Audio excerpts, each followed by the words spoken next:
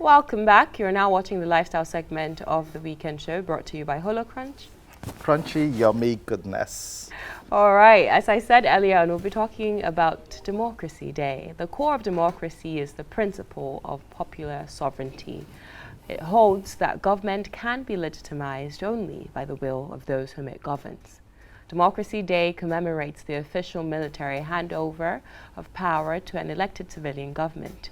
It is a tradition that was held annually since May 29, 2000, a year after the former President Olusegun Obasanjo was sworn into office. On June 6, 2018, President Muhammadu Buhari changed Nigeria's Democracy Day to June 12th in honor of late MKO Abiola, who ran and won Nigeria's freest and fairest election till date. Unfortunately, it was cancelled by then military junta Ibrahim Babangida. So in today's lifestyle segment of the weekend show, we'll be commemorating Democracy Day by taking a look at how young people can entrench the tenets of democracy in Nigeria. 60 years of independence, 22 years of uninterrupted democracy. Some of us grew up experiencing both military and civilian administrations. We grew up screaming up NEPA when electricity was restored. We still celebrate today when power is restored. In the last 24 hours, some Nigerians haven't had any power supply. We still battle with bad roads, corrupt officials, brutality by law enforcement officials who are meant to protect us. We still have a country where people are scared of expressing their opinions. Inflation is constantly rising. Also, the number of unemployed youth is constantly increasing. Insecurity seems to be at an all-time high. Foreign exchange rates are going higher by the day. As we speak, freedom of speech and the media is being debated as our democratically elected government recently banned Twitter. The judiciary is still seeking autonomy. The legislative arm's usefulness is now being questioned by constituents. MKO Abiola ran for presidency in Nigeria and fought for democracy. Till date, we are still fighting this fight. Is this the democracy Nigerians fought for? We shall be discussing this and more on this segment. In the studio with us is Solomon Adodo. He is the national president of the National Youth Council of Nigeria. Welcome back to the weekend show. Thank you for having me. Good morning, Nigerians. Also, God bless Otubore, the president of Ready to Run Africa. Welcome back to the weekend show. Thank you so much for having me, but it's Ready to Lead Africa. Ready to lead. Yeah. Okay. Solomon, let me start with you. Democracy Day, another one that we're commemorating. There's a lot of agitation in the country. There's a lot of calls from different corners for protest, protesting the democracy that we're practicing today. So in your opinion, how can we, the youth, we, the future, I know we hate to use that term because we've been hearing that for quite some time, but how can we, the youth, we, the future, go about entrenching the tenets of our democracy in our beloved country, Nigeria? Oh, thank you very much. You see, when we talk about the future is now, and we need to start thinking and securing our future actively now. It also lies on us to know the right direction, the trajectory to take. You've rightly stated that we have been faced with challenges, or we are faced with challenges as a country, the challenge of insecurity, unemployment and all. It will only take one who wants to play the ostrich to feign ignorance of all of these challenges. But when you are faced with challenges, you must also come up with strategies to tackle or combat these challenges, and they must be the right strategy. I talked about taking our future now, securing our future now. If we need to secure our future, what is the best way to take? Is it just to go about saying we want to embark on protests? Is it just to go about saying we want secession, maybe like it's been clamored from some sections of the country? Is it to see our brothers from the south as enemies or our brothers from the north as enemies? Let's take one thing very clearly. What has brought us here? The violence, the insecurity that brewed up gradually that we did not tackle from the right angles and perspective. And of course, the youth have also been actively involved in all of this, because we use all media platforms to fuel hate amongst one another or each other, depending on your religious divide, depending on the region you come from, and so on and so forth.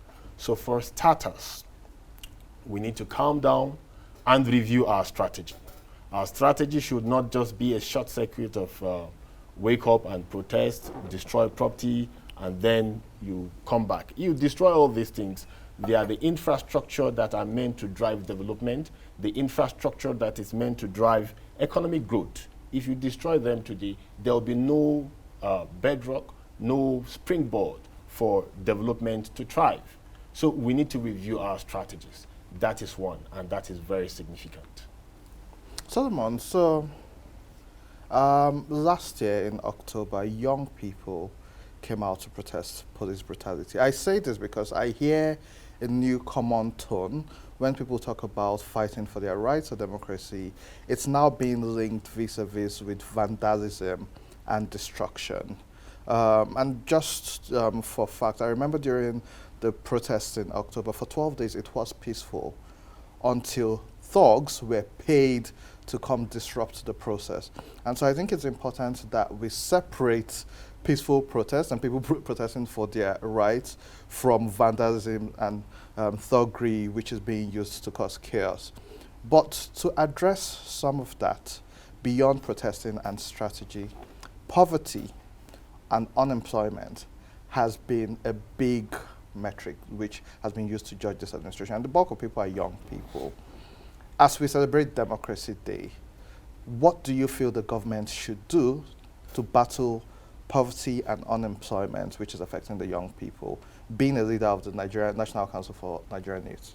Yes, we have never ceased to call on the government to remain on their toes in tackling this monstrous challenge of poverty and unemployment. You see, it's like a circle of frustration where poverty and unemployment fuels insecurity, yes, and then insecurity also fuels poverty and unemployment, and then it continues. Then in the mix, you also have the issues of the ethnic hatred, religious hatred, and all of those colorations coming in to compound the situation.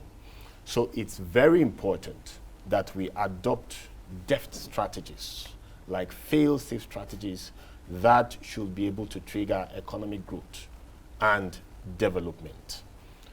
We have seen that the administration of President Muhammadu Buhari placed focus or premium on vistas of youth empowerment through entrepreneurship and other schemes that have come in. We saw the 75 billion naira funds, we saw the NISA loans, and so many other loans and all of these things, which are very good. But we are also calling on the president to see how to engage more with the youth. Let's have a strategy that for every amount of money injected into these youth investment schemes, we will have a monitoring system to have commensurate productivity. Yes, for instance, if we say we are putting in 75 billion, what productivity is it geared at? Are we putting in this 75 billion for young men and women who will just go and open bakeries and then everybody opens bakery and then we say we want to engage our youth?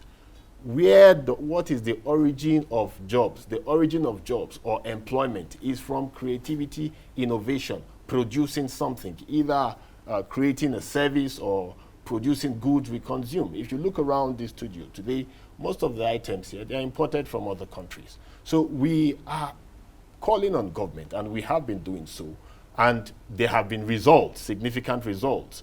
Just a few days ago, you saw there was the launch of a mobile phone made in Nigeria. We are also looking at having more of our electronic gadgets produced here in Nigeria. If you look at the brands, most of them come from Asia. They come from Europe and from all these other countries. We are creating jobs for them. So these are areas we are looking at to see how to shore up jobs creation. Also, on our own part, because we don't just throw the buck to the government. We know we have roles to play, the National Youth Council of Nigeria. We are organizing our youth. We've brought up what we call an ideas bank, where youth with innovative ideas come together so that none is wasted. All the potentials we see, let's first of all gather them together, harness them together, and then we begin to see what are the factors that are needed to impute in and translate all of this to productivity. Let us remember that in the midst of all of this, there will be the tendency that we should begin to agitate, and then all we should do is to focus on insulting the government, bringing down the government, and so on. You understand? The focus should rather be on how can we show up productivity. So with the Ideas Bank, we get ideas from the youth, we merge this with resources both from government. So, sorry, I just need to interrupt you while you make your point. Because you mentioned the 75 billion set aside for young people. Can you give any data to how many Nigerian youths have benefited from that fund till date? Okay, thank you. The data is not totally with us, but we know very clearly. Is it available anywhere? Yes, it's available. You can get access to it from the Ministry of Youth. But, you know, it's something that rolls periodically. It's in 3 trenches from the first year, which is 25 billion, second and third year. It rolls that way, and it's spread across the country. But I can tell you very clearly, because what we say, we want it to be factual, something that can be proven anywhere. So it doesn't turn out that we've said something and we say, oh, 1 million youth benefited from this. We are not politicians, the National Youth Council of Nigeria.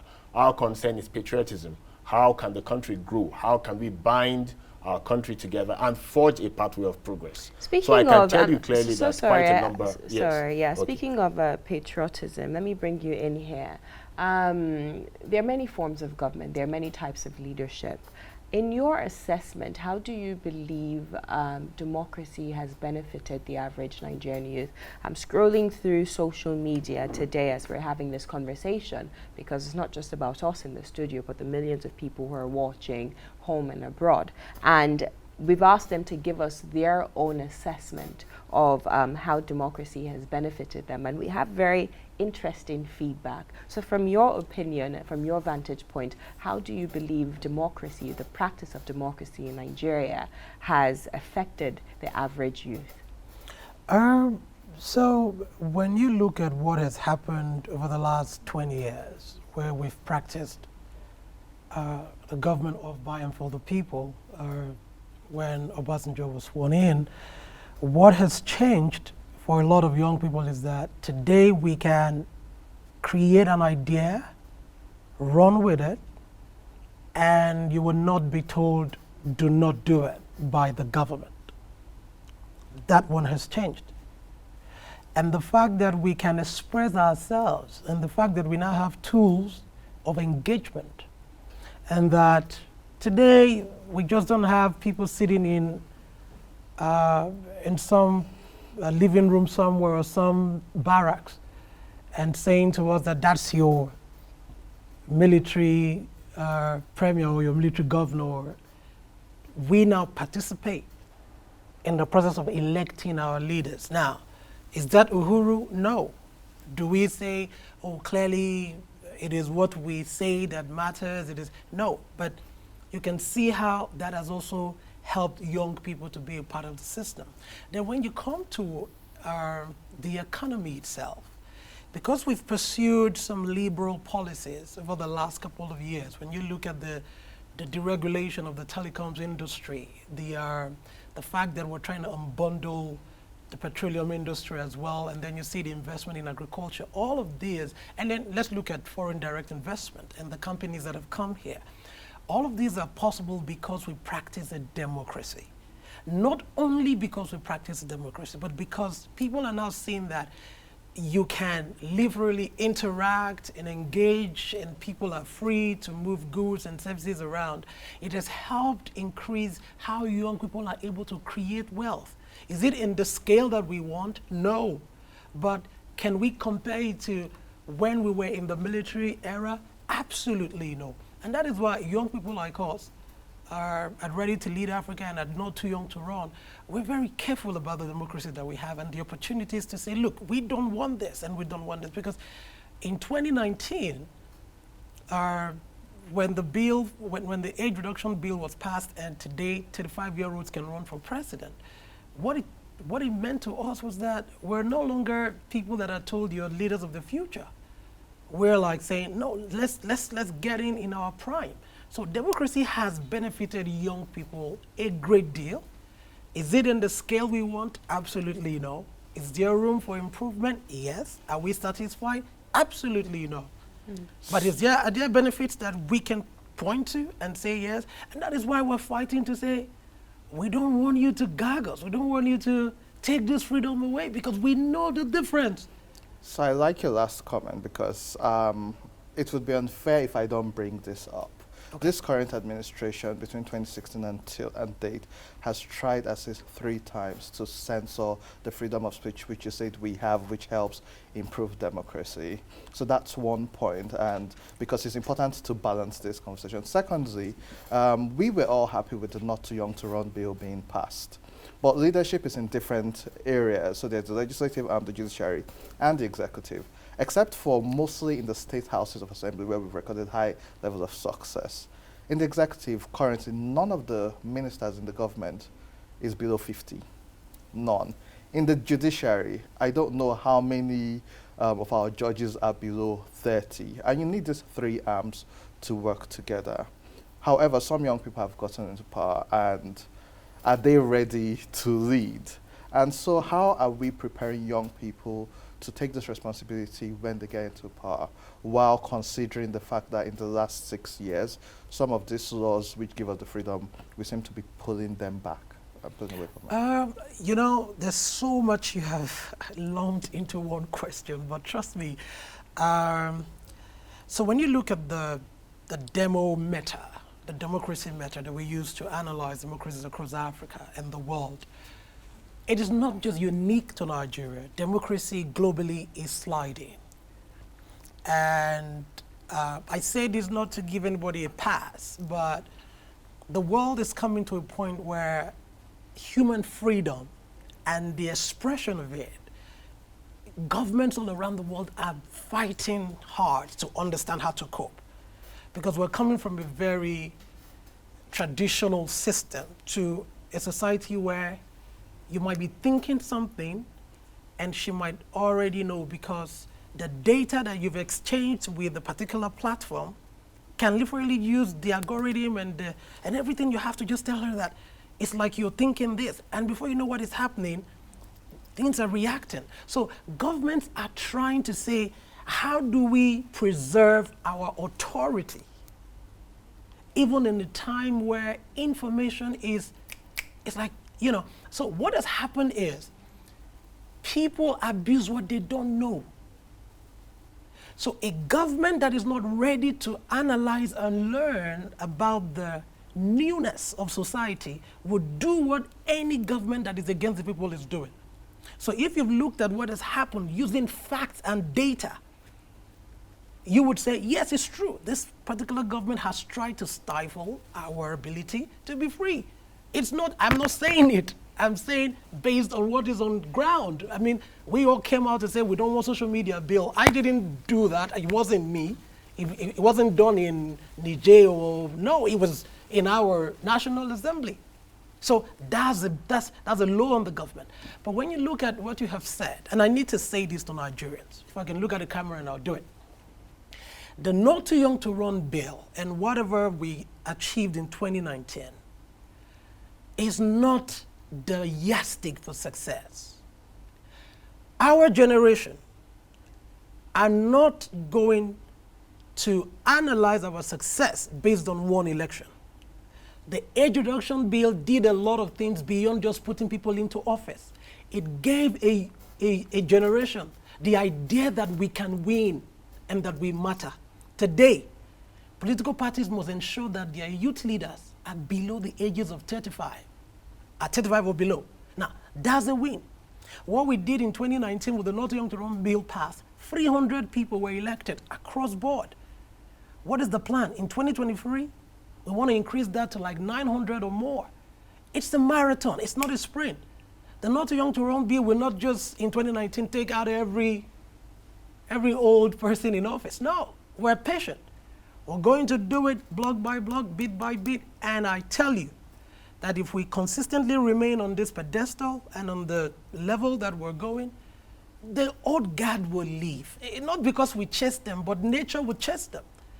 Because they don't understand what matters to you, what matters to you, what matters to me.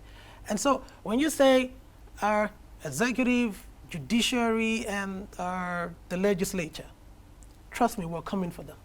Block by block, bit by bit is not a marathon, it's a sprint. Yeah. Solomon, as we reel this conversation back as we round up this segment of the weekend show, I want you to give me your final words. What are some methods that we can sort of replicate and tailor-make to us as a youth group in Nigeria in entrenching our democracy? What are some of the best practices that you have seen world over that has worked, significantly, that Nigerian youths really need to adopt today in the furtherance of our democracy? So I will give you 1 minute to answer that, then you answer the same question before we round up. Okay, thank you very much. First, we need to understand that cohesion, binding, unity is the first key for democracy to thrive. Democracy, it's about we, the people. And if it's not we united, if it's we divided, then it can't be democracy. That's one. Number two, democracy is like the precursor of development. If we need to develop, we need to work in synergy. So this is going to be a call on all Nigerian youths. We should embrace patriotism.